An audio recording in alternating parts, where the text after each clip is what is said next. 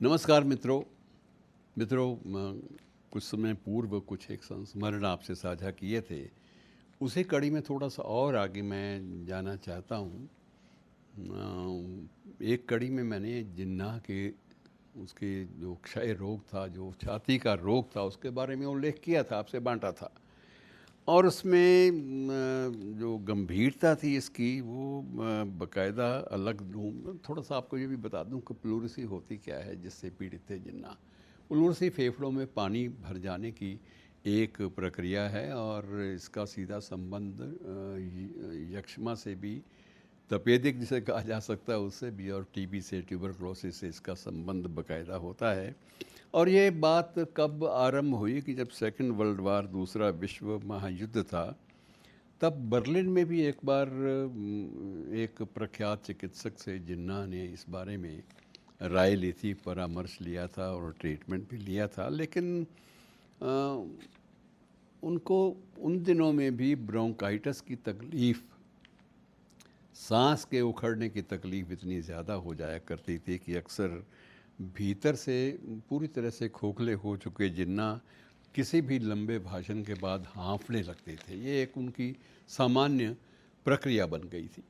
आम आदमी लेता था कि ये शायद उम्र का तकाज़ा है, लेकिन उम्र का तकाज़ा नहीं था, बल्कि ये गंभीर रोग का तकाज़ा था।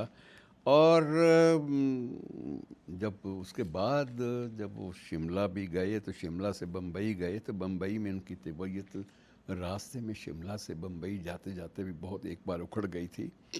और डॉक्टर पटेल जो उनका उनका जो विशेष रूप से जो फिजिशियन था, जो उनका इलाज करने वाला डॉक्टर था, उसको ये आग्रह कर दिया गया कि आप बम्बई आने से पहले ही ये किसी तरह से आप अगर थोड़ा सा इनको संभाल लें, तो क्योंकि ये एक ऐसी शख्सियत है जिन्ना की, जिसको जब भी उतरेगा तो उसके बाद उसको उसका स्वागत करने वाले और उसके प्रशंसकों की एक भीड़ खड़ी होगी हर जगह। और यदि इनको एक स्टेशन पहले हम उतार लें तो आप उनको संभाल लेंगे। तो डॉक्टर जाल ने ये दिया कि इनको एक स्टेशन पहले उतार दीजिए किसी अन्य स्थान पर, ताकि मैं इनको संभाल सकूं, तबीयत को संभाल सकूं। और इस तरह से जिन्ना को संभालने के लिए एक स्टेशन पहले ही डॉक्टर जाल को उनके डिब्बे में पहुंचा दिया गया, और बीच में ही उस रेल के डिब्बे को काट कर भी अलग कर दिया गया, ताकि ये इसके मेन मुख्य रेल के साथ अटैच ना हो। और जिन भी प्रशंसकों को पता हो कि इस गाड़ी से जिन्ना आ रहे हैं, तो वो थोड़ी देर निराश होकर चले जाएंगे, लेकिन इनको सही ढंग से उपचार दिया जा सकेगा। और तब जो बाद में डॉक्टर जाल ने भी अपने संस्मरणों में थोड़ा सा बाद में जिक्र किया इस बात का, उस समय भी जिन्ना ने पूछा उनसे, डॉक्टर जाल से, कि मेरी कितनी उम्र है, ज़्यादा मैं कितनी उम्र काट सकता हूँ इस बीमारी के साथ। उसने कहा, मैं दो शर्तें आपके सामने रखता हूँ, अगर आपने मेरी दो शर्तें मान ली, एक फिजिशियन की, एक चिकित्सक की दो शर्तें मान ली, तो आपकी उम्र थोड़ी सी बढ़ सकती है। दो शर्तें क्या थी कि एक तो ये क्रेवन ब्रांड का जो आप सिगार पीते हैं, ये बड़ा कड़वा और बड़ा जहरीला है। इसका जो धुआं है, इसका जो तंबाकू है, बहुत स्ट्रॉन्ग है। अगर इसको आप छोड़ सकें तो आप थोड़े से बेहतर महसूस करेंगे। और दूसरा लिकर, जो शराब है, जो आपको आदत है शाम को ज़रूर पीना है, तो ये भी आपको या तो ब्रांड आपको चेंज करना पड़ेगा या मात्रा घटानी पड़ेगी। इसको भी धीरे धीरे तिलांजलि देनी आपके लिए ज़रूरी है, यदि आप चाहते हैं कि आप कुछ दिन और आसानी से जी सकें। तो ये दो शर्तें हैं, जिन्हें स्वीकार कर लेंगे तो बाकी मेरी गारंटी रही कि मैं आपको ज़िंदा, तब तक जब तक आप चाहेंगे आप ज़िंदा रखूँगा मैं तब तक।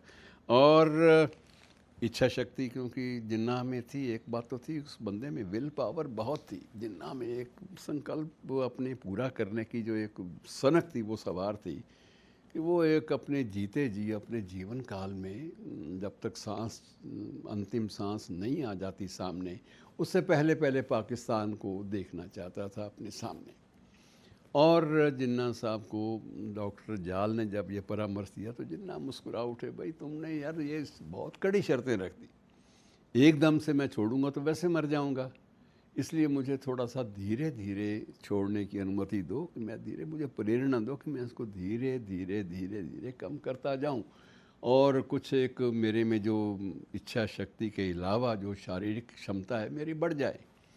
तो जाल मुस्कुरा उठे कि आप अपना प्रयास कीजिए, मैं अपने प्रयास करता हूँ। जो मैंने एडवाइस देनी थी मेडिकल चिकित्सा के लिहाज से वो मैंने आपको दे दी।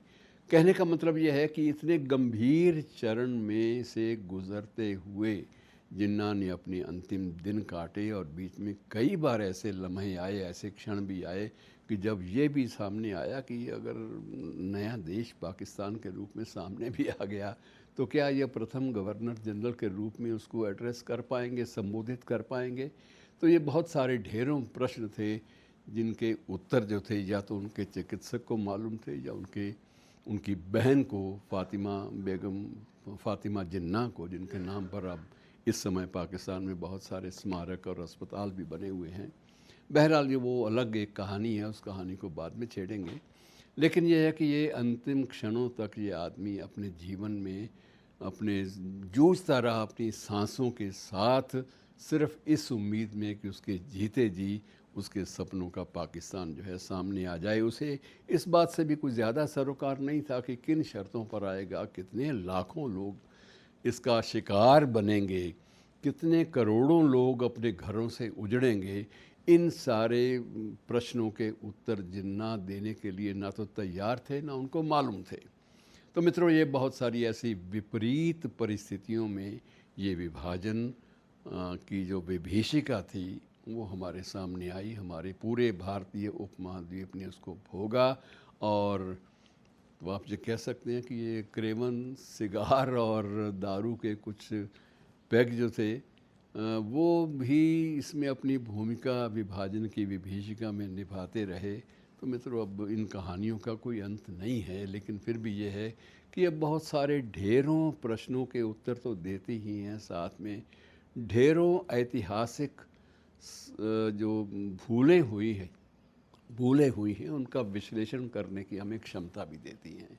और मित्रों, प्रयास करिए कि ऐसे दिन विश्व में किसी भी देश को न देखने पड़े। लेकिन ये बात अलग है कि हमारे प्रयास या हमारी दुआएं या हमारी प्रार्थनाएं किसी काम आती हैं या नहीं आती, क्योंकि विभाजन भी चल रहे हैं, विभीषिकाएँ भी घट रही हैं, युद्ध भी हो रहे हैं। और एक तरफ बुद्ध की बात भी होती है उतनी ही तीव्रता से, एक तरफ युद्ध की बात भी होती है वो भी उतनी तीव्रता के साथ। मित्रों, कुछ भी कहा नहीं जा सकता। ये इतिहास का जो पहिया है, जो चक्र है, ये क्या कहाँ कहाँ क्या क्या स्वरूप दिखाता है, ये बात बड़ी पेचीदा है। इसका किसी एक निर्धारित उत्तर के पास पहुंचना इस ऐसे प्रश्नों को लेकर ये संभव नहीं है। शुक्रिया।